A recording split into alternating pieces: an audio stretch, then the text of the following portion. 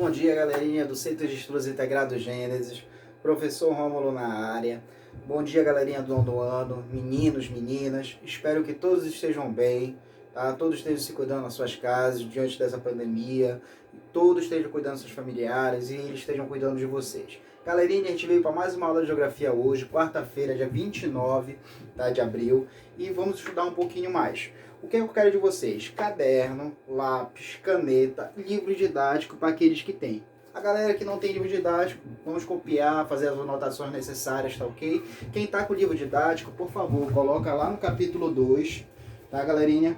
Capítulo 2 do livro didático de vocês, que vai mostrar aqui, ó, a busca da identidade europeia. Lembrando que é o volume 2 do livro, tá ok, galerinha? Então a gente vai dar continuidade ao nosso conteúdo, tá? Sobre a busca da identidade da população europeia pra gente aí. E a gente vai conhecer um pouquinho dessa população europeia agora, aqui com o tio Romo, tá? O que acontece, galerinha? Aspectos gerais que a gente vai estudar dentro do livro, tá? Ocupação humana da Europa, Grande Império Romano e fragmentação política, formação da União Europeia e a crise do euro, um pouquinho que a gente vai dar uma estudada nela aí agora. Bora lá, pessoal, espero que todos estejam organizados aí, bora começar a estudar. Bem aqui, ó, o tio Rômulo coloca aí os aspectos gerais, tá, da população humana da Europa. O que eu quero que vocês prestem atenção? Tá? A língua é o elemento que confere a maior destaque e identidade aos grupos humanos, entre os diversos grupos europeus. Podemos distinguir os seguintes idiomas que existem hoje dentro da Europa: língua germânica, línguas latinas, línguas bálticas eslavas, línguas celtas e línguas ugro-finesas. Tá? Línguas germânicas, comuns no norte da Europa, como sueco, norueguês, alemão, inglês, holandês e irlandês. Línguas latinas, próprias de regiões próximas ao Mediterrâneo, como espanhol, português, catalão, galego, italiano e francês, galerinha. Como línguas bálticas eslavas, comum na Ucrânia, no russo, no polaco, no sérvio, no croata, eslávaco, esloveno e lituano.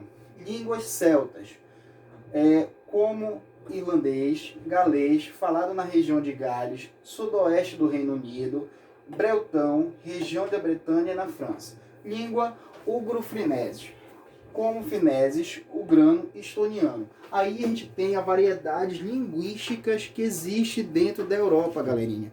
Essa variedade linguística, tá, faz uma diferença muito grande, né, para a população europeia.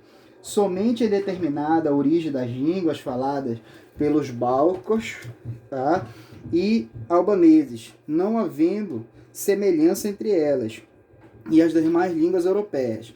Além dos idiomas oficiais existentes nos países europeus, muitos dialetos, o que confere caráter ainda mais heterogêneo às línguas europeias. Outro importante elo entre os povos são as suas convicções religiosas, que a gente vai ver que é de extrema importância também. Nesse sentido, o continente europeu pode ser considerado, que a gente já viu aí dentro das nossas aulas de geografia, o berço de uma das religiões monoteístas de maior alcance no mundo, que é o cristianismo, galerinha do nono ano, que deu origem a religiões cristãs, como o catolicismo e o protestantismo, entre outras, tá ok? Olha aqui o que a gente tem aqui no mapa, né? Os aspectos comuns dessa ocupação humana aí, para vocês entenderem nesse mapa. Né? O cristianismo, né, por volta de 1500 anos, tá?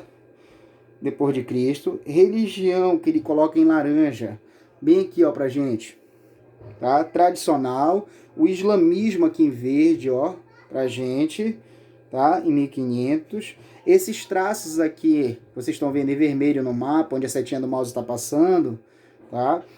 As colônias judias, tá? Esse traço azul bem aqui, ó, pra gente, circundando, tá? É o cristianismo com 600 anos, fronteiras entre as igrejas ortodoxas romanas do século, tá, 15, que são os pontilhados, tá, bem aqui pra gente, ó, onde está passando, tá, centro cristãos importantes, essas cruzezinhas que existem, Moscou, Kiev, tá, pra gente aí, Santiago de Compostela, né, Monte Athos, pra gente, Roma, bem aqui, ó, Centro de Roma, centro islâmico importante. É um pontinho que a gente tem bem aqui, ó, tá? O de Córdoba. Tá ok, galerinha? Entre 1800 e 500, tá? E 1800 anos antes de Cristo, a agricultura foi introduzida no continente europeu a partir da Grécia e dos Balcãs, com o cultivo de cereais como trigo, cevada, durante a Idade Média do Bronze, que a gente chama, há cerca de 4.800 anos antes de Cristo. A população europeia iniciou a fabricação de pequenos utensílios e ornamentos de cobre e ouro. Os primeiros núcleos urbanos fixados principalmente em terras férteis, nas proximidades dos vales dos rios Volga e Danúbio, que a gente já estudou esses rios que são de extrema importância para a Europa, ou em áreas voltadas para o litoral europeu. Tá ok, galerinha? Bem aqui ele coloca a Europa do Grande Império Romano até a fragmentação política, que vocês vêem muito lá na história. Na antiguidade, entre o século 27 a.C. e 476 d.C., grande parte da Europa foi dominada pelo Império Romano. Esse império foi responsável pela disseminação de dois elementos mais que caracterizaram a identidade europeia: a religião cristã. A religião cristã, difundida a partir de Roma, fez da Europa o berço da civilização ocidental. Tá ok? Tá aí, galerinha do ano, sustentando pela difusão dos preceitos judaicos cristãos. Com o fim do Império Romano do Ocidente, em 476 d.C., o continente fragmentou-se em unidades menores. Durante a Idade Média, o território europeu viveu sob a tutela da Igreja. A partir do século XVI, a fragmentação europeia consolidou-se com o surgimento dos Estados modernos. Na Idade Moderna, houve notável redução do poder da Igreja, consolidação dos bens capitalistas e das monarquias absolutistas, e a expansão do poder da burguesia. Tá? O que vocês veem lá na história, né, com os professores, com as professoras aí, esse período aí. Durante o século XIX e XX, com o fortalecimento dos Estados nacionais, a chamada unificação europeia sobre a egíde de um único império, se manteve a cessar e aconteceram muitas guerras provocadas por potências europeias que tinham como objetivo estabelecer o poder sobre o continente. Um exemplo significativo ocorreu no início do século XIX, quando Napoleão Bonaparte, autoproclamado imperador da França, conseguiu controlar grande parte do continente, tá? Francês todinho aí dentro da Europa. No início do século XX, a Alemanha, aliada do Império Austríaco-Húngaro, ressuscitou o projeto de unificação europeia pela força, o que resultou na Primeira Guerra Mundial também. Projeto unipolar alemão e o surgimento do nazismo no período entre guerras fizeram com que a Europa se tornasse, durante a Segunda Guerra, um violento campo de batalha, destroçando sua economia, estabelecendo bases de futuro poder bipolar diante da Guerra Fria. Por isso que a gente teve aquela divisão lá, pessoal, que a gente viu lá entre a Alemanha, tá, em duas partes, a Europa, na verdade, em duas partes. O expansionismo alemão, né, iniciado na Primeira Guerra, que eu já comentei com vocês aí, foi responsável pelo maior conflito mundial de todos os tempos, a Segunda Guerra Mundial, na foto que ele mostra aqui. Tropas alemãs em trincheiras durante as ofensivas de Eisenhower, entre maio e junho de 1918, na Primeira Guerra Mundial. Depois que termina a Segunda Guerra Mundial, lembra que a gente vai para o período de Guerra Fria. Nesse período de Guerra Fria, emergem duas superpotências mundiais, os Estados Unidos com o capitalismo e a União Soviética com o socialismo. Diante também desse período de Guerra Fria, ele fica conhecido como período bipolar, onde duas potências dominam o mundo, tá? Um do lado ocidental e outro do lado oriental. Tá ok até aí, galerinha? Lembra que a Europa ela se divide ao meio, praticamente a Alemanha, né? A cidade de Berlim se divide ao meio, né? Então fica um lado ocidental e um lado oriental, um dominado pelo capitalismo e outro dominado pelo socialismo soviético. Tá ok até aí? Bora lá, galerinha do ano, continuando a aula aí. Olha o que eu tenho aqui pra gente agora, tá? Formação da União Europeia, tá? A formação da União Europeia, galerinha, tá? A gente passa a estudar da seguinte maneira, tá? A gente vai ter lá a existência do Benelux, tá? Em 1944, vai existir esse cara bem aqui, ó, Benelux, tá? Esse Benelux para vocês aí, tá? Foi com o fim, praticamente surgiu com o fim da Segunda Guerra Mundial, reunindo Bélgica, Holanda e Luxemburgo, tá? Com sede praticamente em Bruxelas, para facilitar aí a reação comercial entre esses países, redução tarifária e alfandegária após a guerra. Tá? E depois, lembra que esses países usaram, com o fim da Segunda Guerra em 45, o Plano Marshall. O Plano Marshall foi uma ajuda econômica e financeira promovida pelos Estados Unidos, que ajudou tanto os países perdedores da Segunda Guerra na Europa e que ajudou também o Japão na Ásia. Tá ok? Até aí, galerinha? Bora lá continuando, até a formação. Tá? Então a gente tem o Plano Marshall. A gente também vai ter, galerinha, em 1952, tá? Em 52, a criação da SECA.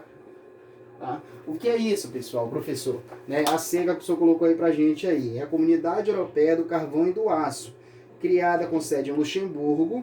Pela primeira vez, a Alemanha Ocidental, França, Itália, Bélgica, Luxemburgo e Holanda, em uma mesma agremiação. O que importou, no entanto, foi a aproximação da França com a Alemanha, dois países integrantes passivamente da mesma organização.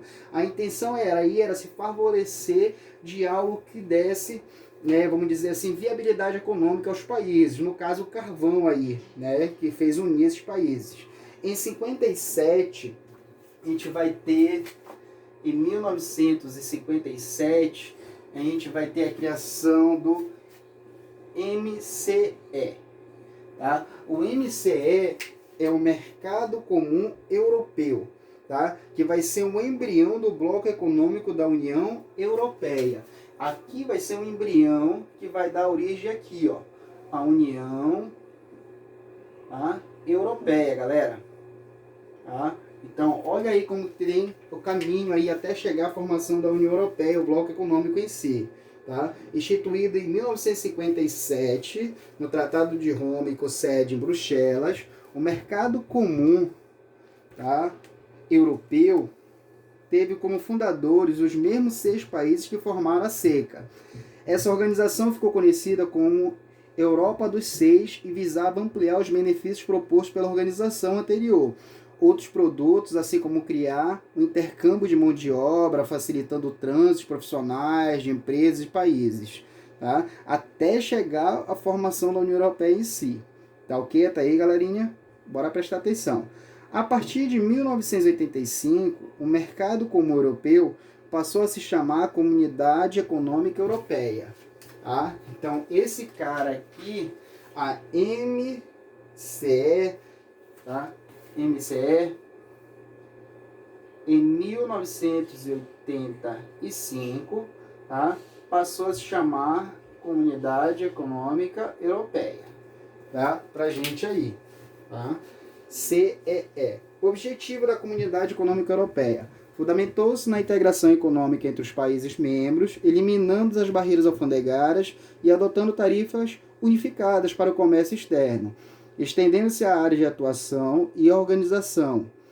Assinou acordos de redução de tarifas de determinados produtos, tá? Isso foi importante. Em 1990, com o fim da Guerra Fria, em razão de crescentes alterações no panorama mundial, a Europa dos 12 ampliou o objetivo do Tratado de Madrid, buscando uma integração maior entre os membros em fins. Tá? Em 1991, reunião do Conselho da Europa, dentro da Holanda e Maastricht, mutuou oficialmente a Comunidade Econômica Europeia para a União Europeia. Então, a União Europeia em si aqui, galerinha, ela vai surgir praticamente em 1991. Tá? Tá aí a Europa aparecendo, a União Europeia. O maior bloco econômico hoje que existe no mundo. Tá? Com livre circulação de pessoas, mercadorias, tá? Barreiras tarifárias praticamente iguais entre os países, tá? Financiamento, os países têm acordo, tem uma moeda única que é o euro, tem um banco único também, né? Medidas de igualdade entre as leis, tá? Que a gente passa a ter aí dentro desse parlamento. Tá? O passo seguinte que a gente vem falando aqui foi a construção do Banco Central Europeu e a criação do euro, lançado formalmente em 1999. Tá? Então, o euro, para quem não sabe, aí, a moeda a moeda euro, galera, tá? Em 1999, que eu falei, se eu não estou enganado, tá? A gente vai ter a formação da moeda euro, tá? Logo depois do Banco Central, tá? Então a gente passa a ter a integração de 28 países que entregam a União Europeia, tá? Essas nações adotaram a moeda única, tá? Então elas estão associadas. As únicas que não fazem a adoção da moeda única, tá? Aí é o Reino Unido, Dinamarca e Suécia, que ainda até o período atual permanecem, tá, com os seus determinados, vamos dizer assim, moedas locais. Tá ok, pessoal? Então tem o Dinamarca, Reino Unido e Suécia que ainda permanecem com suas moedas locais. Até aí tudo bem? Beleza, galerinha? Bora continuar aqui a nossa aula. Vou passar para o outro mapa aqui, que é o Tratado de Nice. Para a gente dar uma estudada no Tratado de Nice aqui. O que ele vai fazer aí? Tratado de Nice em termos da formação da União Europeia. Tá? O Tratado de Nice foi assinado em 26 de fevereiro de 2001, nessa cidade francesa, entrou em vigor em 2003. Com ele foi possível fazer a reforma necessária para a expansão da União Europeia. Foi a partir dessa reforma que se elaborou o Tratado de Adesão, assinado em 2003, o qual autorizou o ingresso de mais 10 estados à União Europeia. Aí eu vou ter a entrada da Hungria, República Tcheca, Eslováquia, Polônia, Estônia, Lituânia, Letônia, Eslovênia, Malta, Chipre, tá? Que vão entrar aí na União Europeia. Tá? Isso em 1º de maio de 2004, formando a Europa 225. Bulgária, Romênia e Turquia pleiteavam fazer parte da União, porém não foram admitidos em 2004. A integração desses 10 países à União Europeia gerou necessidade de maiores investimentos, a fim de tornar a unificação de toda a Europa um projeto viável. Um passo nesse sentido foi dado a criação do Banco Europeu para Reconstrução e Desenvolvimento, que ficou conhecido como BERD. Tá? O Banco Europeu para Reconstrução e Desenvolvimento, o BERD. Em janeiro de 2007, Bulgária e Romênia, 2 países do leste europeu, ingressaram na União Europeia. Em julho de 2013, foi a vez da Croácia entrar no grupo. A Turquia, no entanto, outra velha candidata, teve novamente o nome rejeitado. Ok, aí, galerinha do nono. Autoridades europeias alegam que a Turquia tem dificuldades econômicas, necessita de reformas políticas, principalmente no que se refere aos direitos humanos, tendo como vista que apresentam problemas com a minoria étnica curda desse país, que habitam parte do território. Outro fator a ser considerado reside no passado, uma vez que a Turquia de hoje representa o que resultou do velho Império Turco, tá? De Otâmano, uma das forças externas responsável por sucessivas invasões do território europeu, ocorrida entre o século X e o século XIX. Tá ok aí, galerinha? Então, bora pular um pouquinho aqui agora na nossa aula, tá? Grécia à beira do colapso. Para integrar a zona do euro, os países precisam assinar um pacto de estabilidade, assumindo o compromisso a seguir as medidas econômicas impostas pelo bloco. No entanto, esse acordo nem sempre é cumprido. Na Grécia, por exemplo, os gastos excessivos do governo nos anos antecedendo a crise, tá? Resultando do esvaziamento dos cofres públicos em dívidas que ultrapassam consideravelmente os limites estabelecidos pelo bloco europeu, que eram 60% do produto interno bruto do país. Tá? O primeiro-ministro grego, aqui do partido de centro-direita, de Nova Democracia, eleito em abril de 2019, um dos seus compromissos de campanha foi implementar medidas de austeridade necessárias para retirar o país da crise econômica. Então a Grécia sempre veio dando problemas aí, né, em termos de entradas, em termos do bloco, tá? Devido a não conseguir pagar suas próprias dívidas do país. Tá? Arrecada muito pouco. Lembrando que a Grécia ela vive muito do turismo. Tá? Então ela gasta muito, né, e arrecada pouco, dentro de uma lógica aí financeira. Então o colapso da crise do euro aí dentro da Europa por culpa da Grécia. A crise financeira ela vai ocorrer em 2008, que teve início no mercado imobiliário dos Estados Unidos, logo ganhou proporções mundiais. A Europa não demorou a sentir os abalos provocados por ela, em razão do forte vínculo de vários bancos europeus com os Estados Unidos, com a crescente perda de investimento. Muitos desses bancos faliram, e desordem das contas públicas de alguns países da zona do euro, como Grécia, Espanha, Itália e Portugal, agravou a situação. Por quê? Levantou dúvidas nos mercados financeiros sobre a capacidade dessas nações pagarem suas dívidas. Olha o detalhe. Em 2010, a crise atingiu proporções ainda maiores, comprometendo a estabilidade do euro. Os efeitos dessa crise ainda são sentidos nos dias de hoje, e a recuperação econômica se mostra lenta e prolongada. Tá ok, galerinha? Pulando para cá. A Europa, o que ele vai chamar ali pra gente é a Europa e os imigrantes. O mundo ficou perplexo quando, em abril de 2015, mais de 800 imigrantes ilegais, entre eles muitas mulheres e crianças, morreram na costa da Líbia, após o barco que levava para a Europa naufragar. A Europa enfrenta sérios problemas que chegam milhares de imigrantes refugiados, que procuram melhores condições de sobrevivência. Tá? Lembra que dessa situação aqui, esses imigrantes que estão entrando dentro dos países europeus, muitos deles que se chamam refugiados, têm essa característica de refugiados porque muitos saem de seus países com características de guerras, né, expulsões, os presidentes desses países, a maioria são ditadores, em casos assolado pela fome também. Então eles tentam migrar em busca de uma melhor qualidade de vida dentro dos países europeus. Então eles são conhecidos como imigrantes refugiados, tá ok aí, galerinha? Então bora lá. A complexidade do problema envolve questões políticas, né, contrapondo posturas adotadas por países europeus do norte e do sul. Os países do norte não aceitam dialogar e querem, tá, praticamente aí, que os países localizados na porção mediterrânea assumam sozinho os efeitos da imigração. Lembrando que ele é um constante hoje, segundo a ONU, precisa que todos os países se ajudem. Tá? Voluntário promove a integração cultural de africanos e árabes no campo alemão, que a gente chama aí para refugiado. A maioria desses refugiados, né, são pessoas que estão vindo principalmente fugidos de guerras, galera. Terminando a nossa aula, galerinha, do 9º ano, tá? Agora é com vocês, né? Pegou o livro, bora foco no exercício, foco na atividade do livro pra gente aí. Não esqueça de fazer esse comentário no vídeo do tio Rômulo, dá essa força lá pra gente, coloca o teu nome e sobrenome, dá o like positivo, compartilha a nossa videoaula, galera, para mais pessoas poderem estudar, tá ok? Dá sua opinião também aí pra gente, o que pode melhorar, o que tá faltando, tá ok? Bora lá, galera. Página 25, 27, 31, 33... 36, 38, né, são as páginas para se fazer, galera. Obrigado, galera do 9º ano. Abraço para os meninos, coraçãozinho para as meninas. Espero que todos continuem se cuidando, tá? Até mais, pessoal. Até a próxima aula. Beijo, uma boa quarta-feira a todos. Tchau, galerinha. Fui.